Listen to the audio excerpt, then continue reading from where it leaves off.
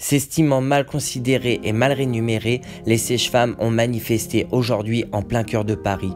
Une femme, une sage-femme ou encore code rouge, code noir. Depuis quelques mois, voilà les mots d'ordre qui se font entendre chez les sages-femmes, cette profession méconnue et pourtant essentielle de nos hôpitaux et maternités. Des revendications qui vont au-delà de leurs intérêts personnels. Perte de sens dans leur métier, rémunération minable au vu des 5 années d'études requis pour exercer, manque de moyens au quotidien, manque de personnel. Les revendications des sages-femmes sont multiples et vont au-delà de leur intérêt personnel. Car c'est la santé et le bien-être des femmes et des couples qu'elles prennent en charge qui est en jeu.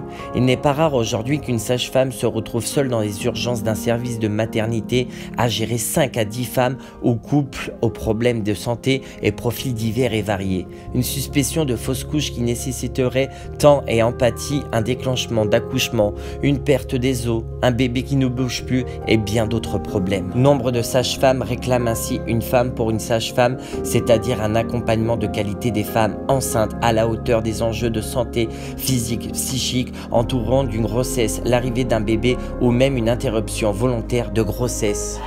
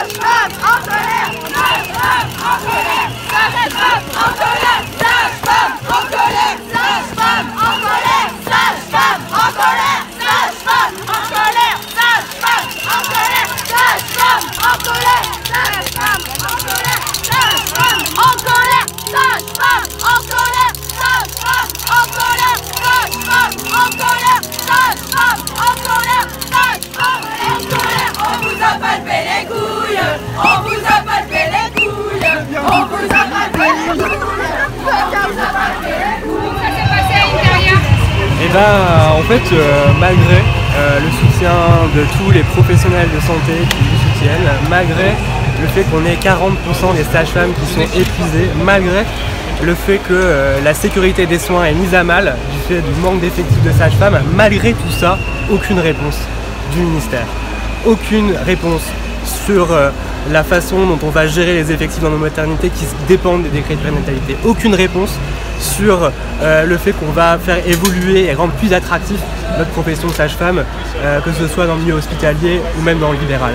Donc on sera, nous, toujours mobilisés avec des arguments qui sont pour le coup crédités sur le plan scientifique, qui sont crédités aussi de par les usagères, et merci les féministes, merci les femmes, merci les hommes, merci les couples, merci l'opinion publique de prendre en considération cette problématique qui touche notre société et qui veut bien dire que quelque part nos futures générations sont mal accueillies en France dès leur naissance. Quelle réponse vous avez eue?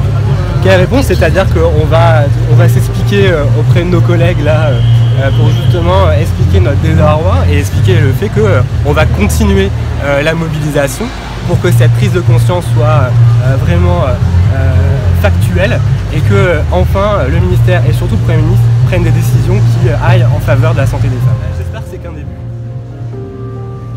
Je pense que c'est bien que l'opinion politique s'empare de cette problématique qui en effet pose une question de fond sur notre société, comme je disais. Est-ce qu'à l'heure actuelle, les femmes peuvent accoucher en toute sécurité? Non.